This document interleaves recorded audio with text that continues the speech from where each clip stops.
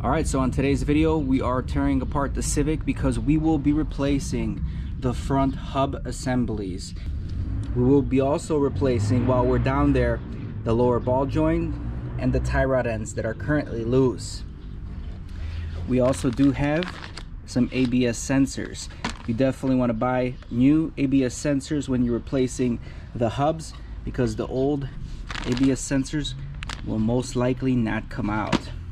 So this is my 2007 Honda Civic LX, and it has about 130,000 miles. As you guys can see, currently we are taking a lot of things apart. We'll go step by step in this video how to do this job yourself at home. But the reason we are replacing the bearings is because after 130,000 miles, the car makes a ton of noise when driving. This car has had a ton of suspension setups with a lot of stance setups back in the day, and you know, running stance setups, your bearings do take a little beating because of the offsets of the wheels and the lower center of gravity. As you can see, we currently have the passenger wheel bearing, and one of the reasons we're removing it is because I'm getting a huge hum, buzz, knocking sound when driving, and I will demonstrate what that is.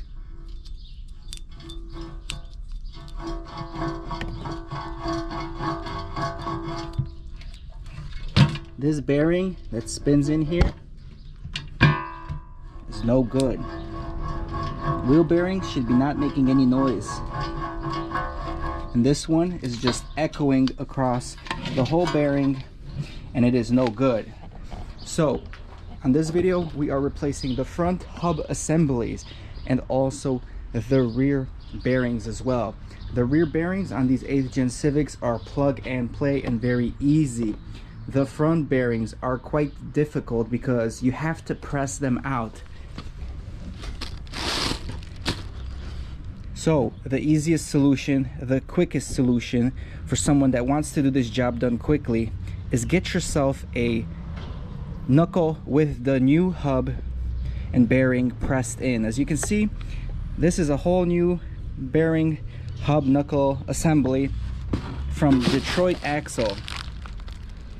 I went with them because they had the best warranty and they kind of look like they're the most reputable online resource. I mean, there's plenty of them on eBay and Amazon that are just kind of probably the same thing, but they don't offer the 10-year warranty. And I wanted to make this video myself and press them in and out myself, you know, the old ones, but I just don't have the time and I don't have a press. And this setup here is just a, you know, 20 to 50 bucks more expensive than just getting the bearings yourself and doing all that labor. So save some time, which saves you money, and just get the whole assembly kit. That way it's easier when you're there. Since you're already disconnecting the tie rod ends and the ball joints, go get yourself some new ones. That way you do this job once and you don't have to do it again. And all right guys, well, we'll see you in the video.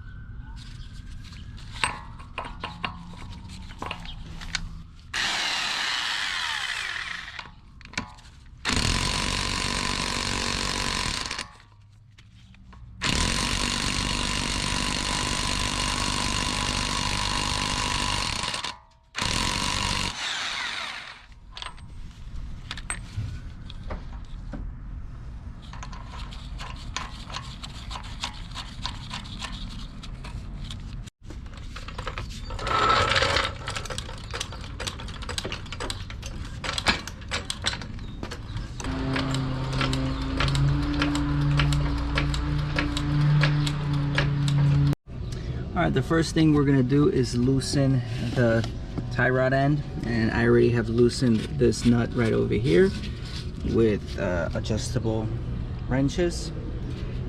Now that this is loose, I'm gonna go ahead and proceed in trying to remove, I don't know how well you can see it here guys, but take out this nut from the tie rod end, as well as proceeding to remove the 2 shock bolts here and the brake line, as well as the ABS sensor lines.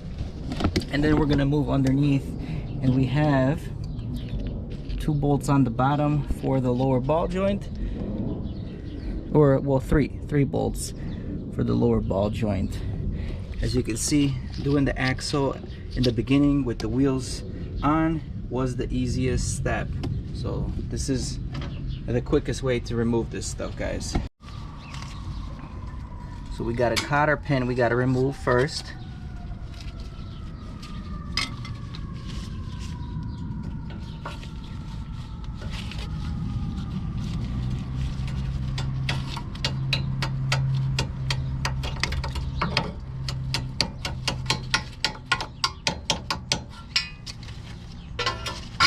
That came out quite well. And now let's remove this bolt.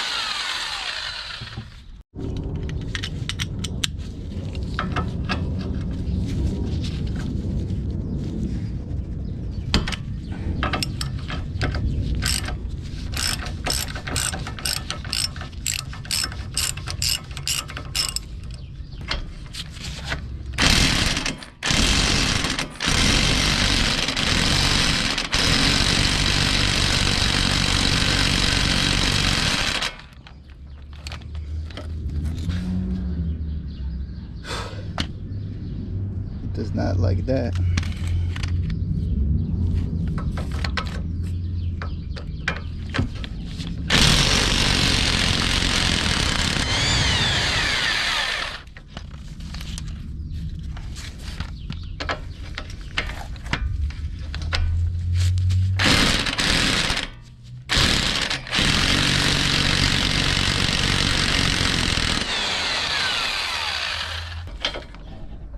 Alright, ball joint's pretty much free. Alright, at the top you got 3 bolts you have to remove from the shock. As you can see, we removed them so the shock can drop from the bottom. We just got this bolt holding it on right now. Sorry for the lighting again guys, but yeah, you see everything's pretty loose here. So we'll take the shock off, we'll take the tie rod end out, we'll unloosen the axle and take out the lower ball joint, and pretty much the whole hub assembly will be gone. I still have to just remove the caliper.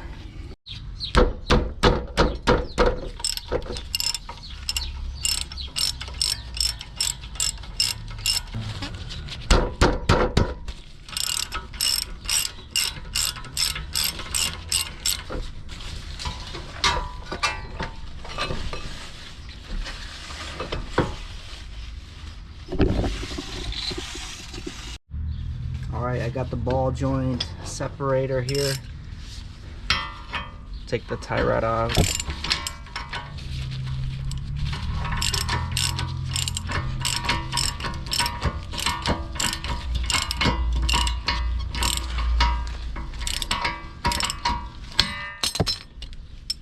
Perfect.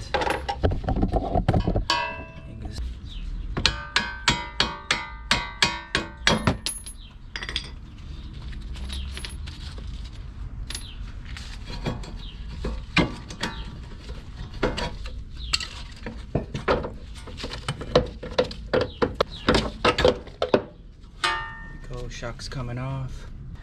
I'm just gonna pry.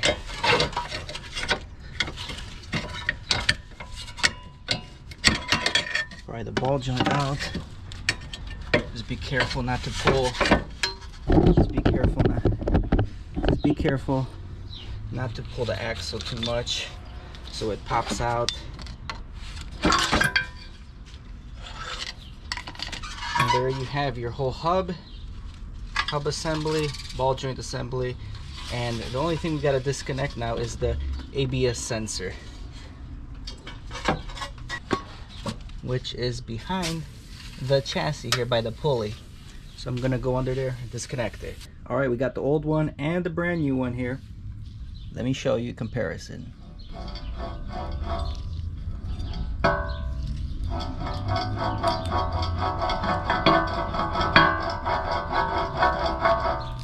Let me show you the new one.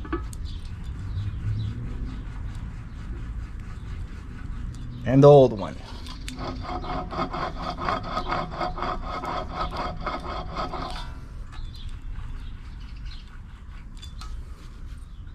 Bad wheel bearing, brand new good wheel bearing. So to reinstall the new tie rod end, I'm just gonna count how many times I remove and spin this one. As you can see, this one broken, man. 1, 2, 3, 4, 5, 6, 7, 8, 9, 9 1/4.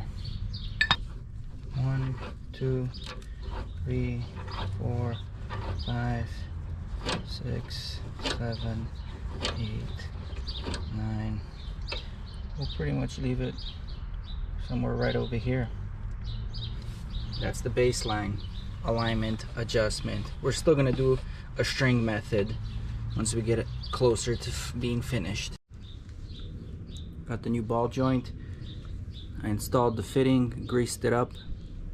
They already come pre-greased, but I just wanted to grease it up again.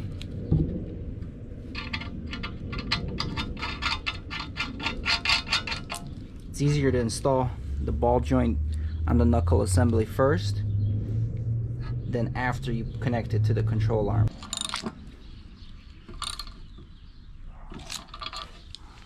I'm gonna torque this one to 51 pounds.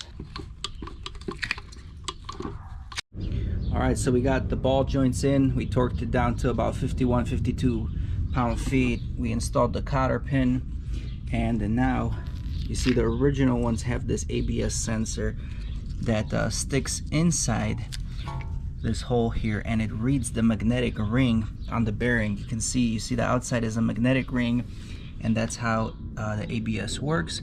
And unfortunately, if you try to remove these sensors, you will just destroy it, especially if it's been there more than 1 or 2 winters. You will not be able to pull it out. So we're gonna install the new bearing in here, and then the whole knuckle assembly can go back on the car. All right, got the new hub, ball joint.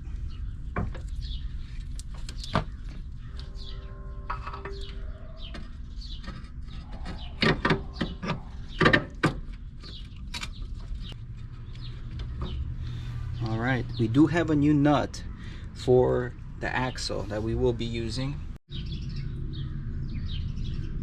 A little bit of anti-seize on the threads.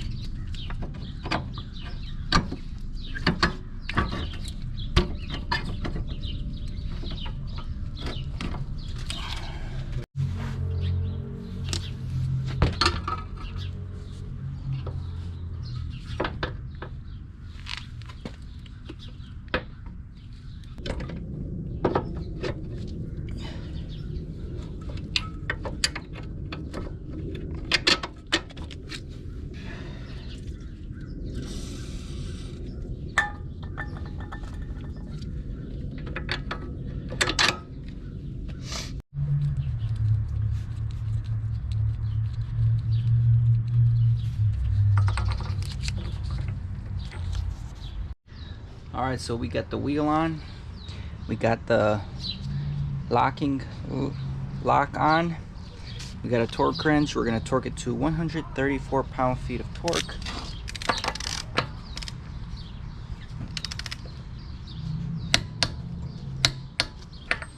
Which clearly that doesn't seem like much right there. That does not seem like a lot of torque at all. I think previously when I took out the axle, I think I must have torqued it way more, and that might have led to premature bearing failure.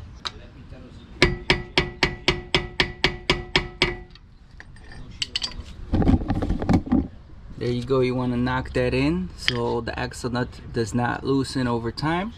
And boys, we are pretty much done. We replaced the tie rod end, the lower ball joint, brand new shock, brand new knuckle, hub, bearing assembly, and yeah, the passenger side is all done.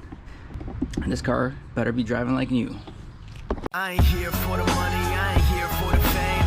Though it might be nice to own a jet plane, I'ma do it all for you. Come along and see it's true, but